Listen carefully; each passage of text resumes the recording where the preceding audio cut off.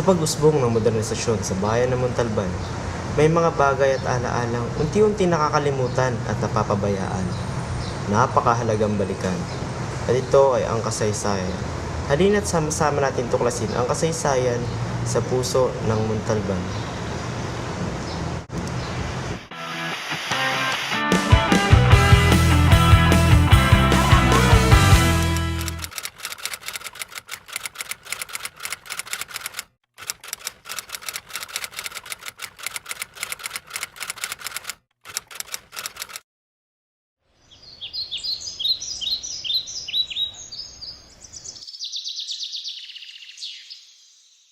Dito tayo ngayon sa Montalban na kung saan nasa likod ko ngayon makikita ang kabundukan at maya-maya lang ay pupunta tayo sa Pamitinan Cave na kung saan naganap ang unang himagsikan.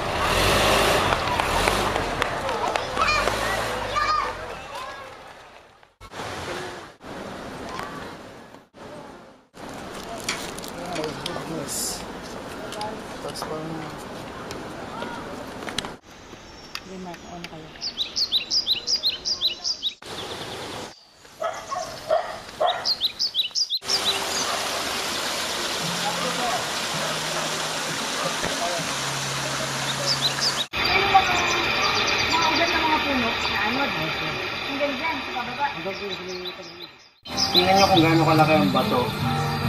Kung paano siya anurin mula sa taas ng bundok pababa dito.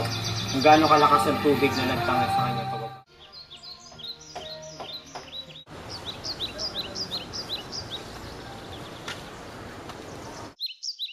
So, nung hindi pa disturbed yung area, syempre forest din yung nasa ibabaw niya. And yung pristineness ng forest sa ibabaw determines yung quality rin ng kuweba sa ibaba. Kasi once the rain drops, syempre dadaan yan sa puno, magkakaroon ng mga chemical reaction, magkukombine with carbon dioxide, so magkakaroon ng slight acidity as it passes through the soil, and when it seeps through the limestone rock underneath, it has an acidic effect and it dissolves actually the limestone beneath. So yung dissolution process na yon, hindi gano'ng kadali, no? Siguro millions of years. Kung saan may crack sa limestone sa ibaba, doon pumapasok yung tubig.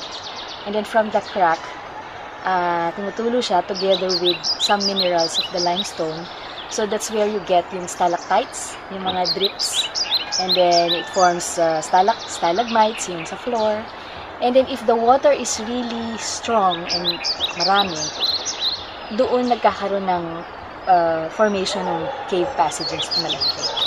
But that's like millions of years process.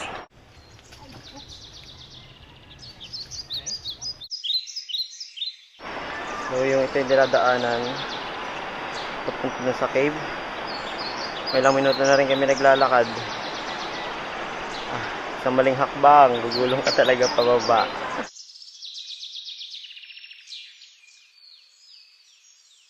So ganito yung dinaanan ng mga katipunero noon. Wala pa silang rubber shoes, saka yung sandals natin, iba sa sandals nila. Malamang nakapayong iba sa kanila. Pero tingnan mo pa, gano'ng ka-importante yung kuweba para puntahan nila. Ang ganito kasita tayo.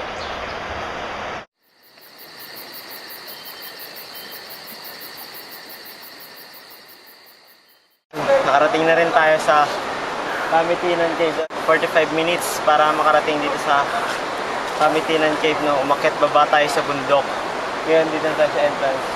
O, pahinga muna. Dito nag-retreat yung mga Hapon, mga Japanese soldiers, nung malapit na silang matalo ng Americans. So, ang kwento, pumasok sila sa loob, at doon, nung imminent na talaga yung losses nila, they committed seppuku, or sometimes it's known as harakiri. And they all died there. A few years ago, siguro mga 1 or 2 decades, the Japanese government sent its own people para ipunin lahat ng remains ng mga sundalong Hapon na namatay sa Pilipinas. One of the places na pinuntahan nila is this. And then, nilagay sa isang proper shrine. So, if you walk further down the upstream, past the dam, meron doong lugar na tinayo, simple lang naman na parang shrine ng mga namatay na Hapon. yung Palawan or other caves, sila binibisita sila kasi because of kasi yung beautiful spots, maganda dito sa loob, tapos maraming yung stalactite, stalagmite formation, yung mga ganon. Pero this cave, Pamitinan Cave, is not just for yung beautiful spot. Actually, because of its historical significance, kung sino tayo ngayon, significant siya sa Montalban. Actually, hindi lang sa Montalban, pero sa Philippine history. Ito kasi, Pamitinan Cave, you see the two mountains? Yung two mountains, sabi kasi, there's a myth, legend of Montalban. Si Bernardo Carpio, he stopped, actually, he's in between the two mountains. So he stopped the two mountains in Rockhem and eventually, creating destructions to mankind. So he's there, that's the belief.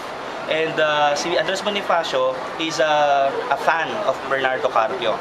So he believes in the power of Bernardo Carpio. That's why he was here, and all the Katipuneros, kasi they believe that once you're here inside the bottom, the middle of the land, of the mountain, you will also absorb the energy and power of the mountain of Bernardo Carpio. So after going through the mountain, the cave, you will really experience the strength in spirit and physical strength. So that's their belief. That's why before they fought the Spaniards, they were all here. Well, they had a meeting here before, meetings, and this was where they had the first cry of independence. So the first cry of independence happened not in Pugadlawin or in Balintawak, but it happened here in Montalban. So in this cave, we will also feel how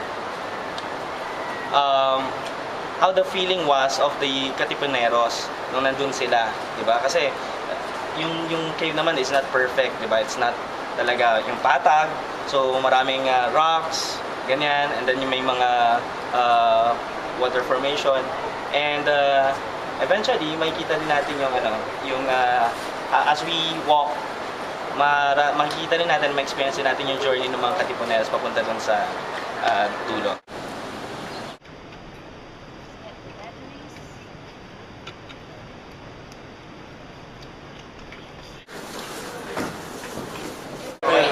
Pasok na tayo dito ngayon sa Pamitinan Cave. So aim to be down there by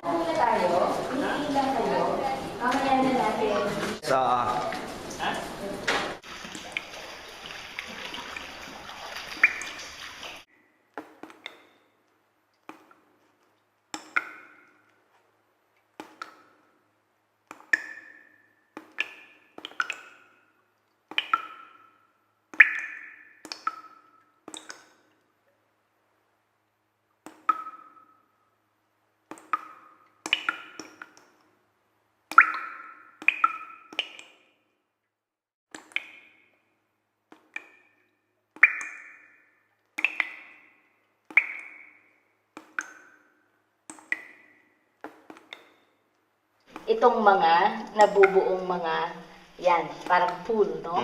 So, galing dun sa part na yan, nag-flow yung tubig, makita niyo naman may ripples na nabubuo mula sa bato. And then, pag pumatak na siya, nagbubuo rin siya ng cover pools naman, no? So, ito, tapos itong puti, pansinin niyo, hindi yan ordinaryong bato. Ang tawag dyan, moonstone. Kasi, separate, parang humihiwalay siya na calcium carbonate na nabubuo sa pag-ikot ng tubig dyan sa pool na yan. Hanggang sa... formation niya. Nabuo siya. Para siyang pearl. Yan. Okay. So, itong lugar na to, na kinaupuan ko, dito ang aming nakikitang pinagdausan ng kulong noong 1895, Holy Week, April. Isang linggong nagkulong dito ang 8 pinuno ng Katipunan. Kasama na doon si Andres Bonifacio, na siya nga supremo nila noon. Nandun din si Emilio Jacinto. Naroon din si Guillermo Masangkay at saka si Aurelio Tolentino, yung isang playwright, famous playwright ng Pampanga, na isa rin sa mga general noon. Mayroon pang 4, hindi ko lang matandaan yung pangalan. So, nagpulong sila rito ng isang linggo at ang mga pinag-usapan nila ay una, yung desisyon na isulat napulong na ang isang armadong revolusyon laban sa mga Kastila. Pagkatapos declare ng mga Kastila na illegal yung isang organisasyon ng Liga Pilipinas. At nagdesisyon din ng mga Kastila na ipakulong na tapos na sa Dapitan Sigsal. Kaya ang desisyon ng mga pinuno ng Katipunan noon ay declare na nga ang armadong revolusyon. At kasama sa pinag-usapan sa tulong ay kung sino ang mga tatalagang general sa bawat lugar, kagaya ng Morong. No? So yung karamihan ng Metro Manila ngayon, ang tawag noon ay Morong. Ito namang Montalban o Rodriguez ay kasama pa noon sa San Mateo. At meron din dito sa may mga area ng Bulacan, Pampanga. No? At mayroon din sa Katagalugan, Batangas, Laguna. So itinalaga nila yon at benepisyonan din nila kung ano ang magiging disenyo ng ating watawat, ng kanilang watawat, ng panahon ng Katipunan. Wow, dito yun. Dito nila Dito yun lahat. pinag-usapan. Ito sa lugar na to. Sa lugar na to. Sa loob ng kuweba ito mismo. Wow. Ang maraming nagsasabi na ang dahilan ng pagkakaping ng kuwebang ito ay dahil kung panahon na yun, napaka-popular at saka sagrado sa kaisipan ng maraming Pilipino yung katauhan ni Bernardo Carpio. Si Bernardo Carpio ay isang mythical figure na popular sa mga awit at korrido noon at siya ay tinuring na isang bayani at sa kwento niya, siguro ibang video na yon, ano? Pero sa kwento ng buhay niya, dito siya ikinulong, itinanikala ng isang diyosa na diwata, no? Na binigyan siya ng isang pagsubok. Kasi nga nasa kanya na lahat, malakas, matapang, mabait, isang bayani. So, binigyan siya ng isang pagsubok para sa kanyang spiritual na pag-unlad. So itinanikala siya at sa kwentong yon, yung 4 na tanikala sa paa at kamay, natanggal na yung 3 at isa na lang ang nananatili. Pag natanggal ang tanikala na yun na ang hudyat ng pagpanalo ng mga Pilipino laban sa mga Kastila. Kung kaya't dito nila ginanap dahil hinihiling nila sa kanilang mga isipan ang suporta ng mga espiritu at kalangitan at doon na rin sa paniniwala ng mga Pilipino mabuhay muli ang kanilang tapang. So, dito tayo ngayon, hindi na tayo bababa dyan kasi pagbaba natin, mayroong ilog at paakyat noon, pagkatapos ng pulong nila dito ng 1 linggo, sabi sa ulat ng isang historian, may dala silang mga sulo, silang lahat 8 at mga kasama pa nila, at sila ay naglakad sa isang mahabang pasilyo at sila ay umakyat sa isang butas at marami silang nakitang mga kakaiba at napakagandang mga cave formations. Tapos pagbungad nila sa isang malaking bulwagan ay isang mas napakaganda pa at napakalaking kwarto sa loob ng kuweba. At sa tingin namin, sa tingin ng mga historians, yun yung tinatawag na bulwagan.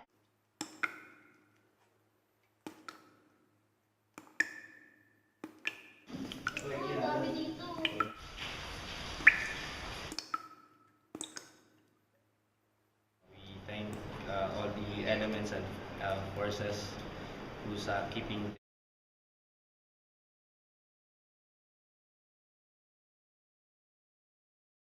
Marami pang value yung Montalban, kasama na yung historical value nito. Alam natin na ito yung kuweba ni Bernardo Carpio.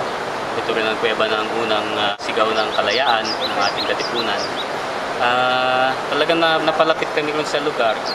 Ngayon ang panaginip namin dito para sa Montalban, dito sa ating pamiti ng protected landscape, ay magkaroon siya ng recognition bilang isang nationally historically significant area and also for its geological value. Marami rin hindi nakakaalam na itong Montalban ay ang pinakaunang geologic monument sa Pilipinas. Ang isang geologic monument is recognized for its very unique geologic features that you will not find anywhere else. Unique itong tinatawag nating Montalban Gorge. One, yung yung formation niya itself, having two mountains, limestone mountains, tapos merong river that runs through it. Malaki yung marbleized limestone formations. Yung aesthetic beauty niya. Napakalapit din niya sa Manila, and it was easy to access. And if you will be looking at other places in the Philippines, wala kang makikitang ganito. Ito lang. There will be places na meron limestone cliffs, pero yung pagsama-sama mo lahat ng features that you find here, you won't find it anywhere else. Dito lang sa Montalban. Ang nakikita ko, magkaroon ng pagsasama-sama, kabataan, kami, lahat na interesado. Pumunta tayo dito sa Montalban para ibuhayin natin ulit yung mga pag-iisip, mga balak nung panahon nila Andres Bonifacio at ni Emilio Jacinto, kung bakit sila pumunta rito at kung ano yung sinimulan nila dito, at marami pa silang mga panaginip na hindi pa natatapos. Dito tayo magsimula, magsama-sama tayo, buhayin natin yung mga nangyari ng mga unang panahon at dalhin natin ito sa ating pamumuhay sa pang-araw-araw, at dalhin natin ito sa ating pamilya, sa ating trabaho, at dalhin natin sa ating bansa, para magkaroon tayo naman ng isang bansa, isang mamamayan na talagang nagtutulong-tulong para sa pagpatuloy natin ng revolusyon. Ang revolusyon ng kalayaan, ng kalikasan, at ang ating kinabuhayan para sa kaunlad ng ating bayan.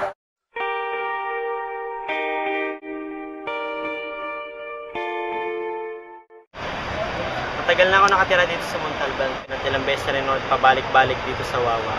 Pero ngayon ko lang nalaman na dito pala nagsimula ang unang himagsikan ng Pilipinas.